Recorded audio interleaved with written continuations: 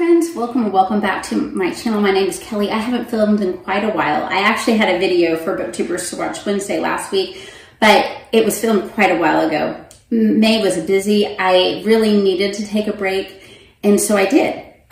There were so many other things going on in my life in the month of May, and so I needed to take the break, so I gave myself permission.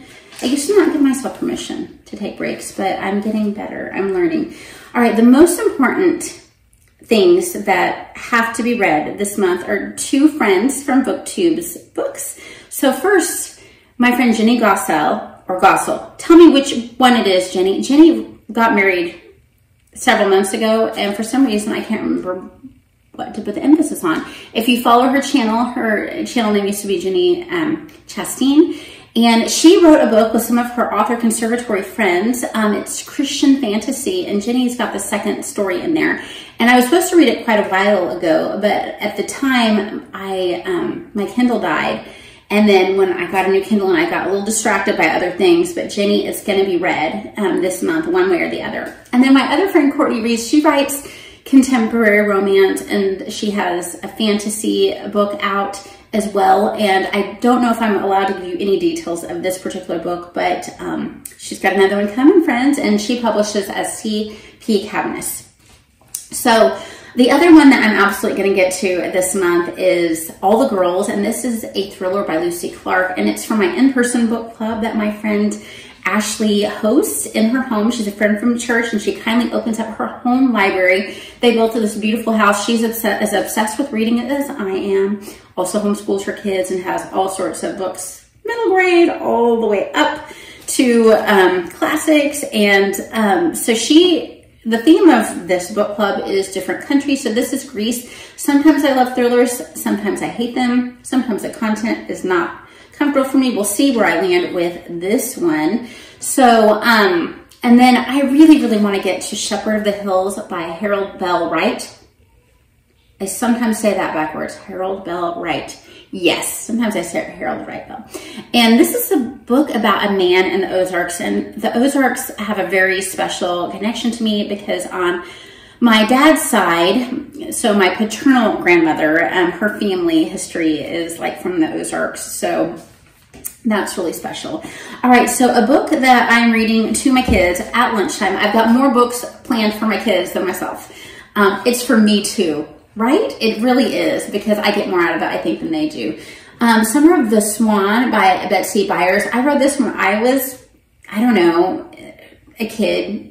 The 90s. This was written in the 70s, though. It was a Newbery winner at the time. The protagonist, we've already started this, is a bit whiny, but I remember it being a special book at the time. So the swans have come to this pond in this little town for the summer, and there's this 14-year-old girl who, she doesn't really feel comfortable in her skin, as a whole lot of us do when we're 14 years old, feel uncomfortable in her skin, and in her family, she feels kind of not comfortable, really bored with life, but she has a younger brother that has some disability, and she loves him and feels understood him by him more, I think, than anybody else.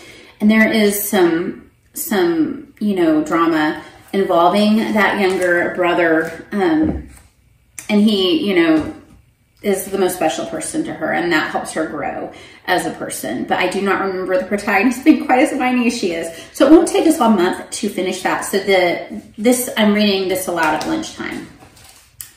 And so the other book that I'm planning on starting to read aloud to them with my mouth, because we do read alouds as audiobooks too, is the fourth book in the Lloyd Alexander's Prydain series, Chronicles of Prydain, and we just love this series so much. You've got the assistant pig keeper, Tarzan, and he has a band of friends, and they adventure, and they overcome evil with good, and it's just really special. I really enjoy it, and my kids do too. There's a character named Gurji that I've talked about before that has quite the funny way of talking and rhyming. And my kids, I am not holding it up because we don't own them, and I've got to get it from the library. Because the only way I can get it through Libby is through audiobook. And they're like, no, Mom, we have to have your voice doing Gurji's voice because I have a special way that Gurji talks and they cannot hear the way the audiobook narrator does Gurji's voice. So then when we're reading aloud together, we're listening together in the car to audiobooks. We're doing the Incorrigible Children of Ashton Place together. And so we're working on the third book right now. So I can't tell you much about like the specific book we're on because I don't want to ruin other things. But what I will tell you is about children that were raised by wolves. The Lord has taken them to his house, hired this lady to come in and be a governess that's recently graduated. She's very young herself. There's a mystery about her past. There's a mystery about these children's past. It is so funny. It's set in like the 1850s, but the narrator is clearly from our time. She talks about modern things and will reference to back then. There's little historical nuggets that are thrown in there that are really great. And the vocabulary is so rich. So I think like if you look on Amazon, it says it's for 8 to 12-year-olds, but I've learned some interesting things and we've enriched their vocabulary. My age ranges are from 10 and a half to 15. The 13-year-old is in the middle. And the 13 and 15-year-old recently had birthdays. So we'll be doing book 3, which is The Unseen Guest. We're finishing that up. And book 4 will probably start before the month ends. And that's The Interrupted Tale. And the author is Maryrose Wood. So funny, so fun. Just warms your heart special, and the audiobooks are top-notch good.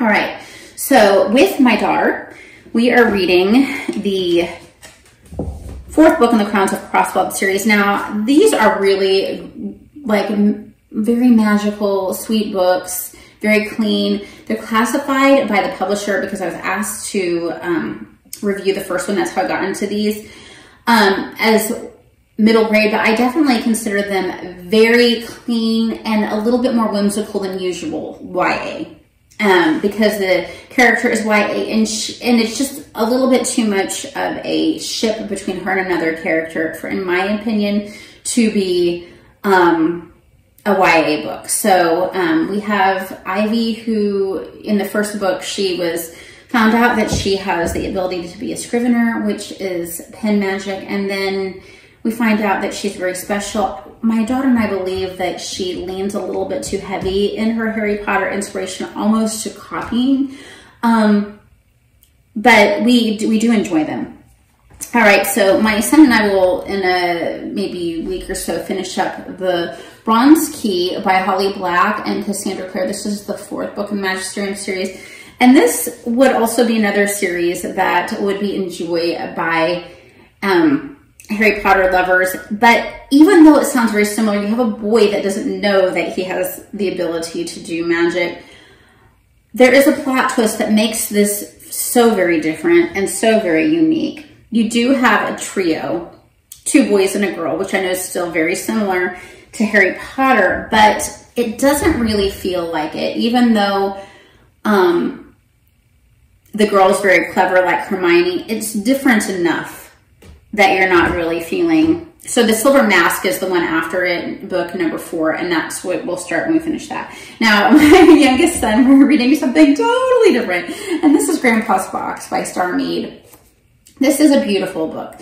I actually read this as kind of part of our school time to when my son was in kindergarten and my daughter was in 2nd grade. I read this to them, but you know, my son was in the middle, was 5, so that meant my youngest son was 3, so he wasn't really paying attention. And this book is Grandpa carves these figures and then he tells different Bible stories, and it's just such a wonderful way of pointing children to Jesus that shows all the way through the Old Testament.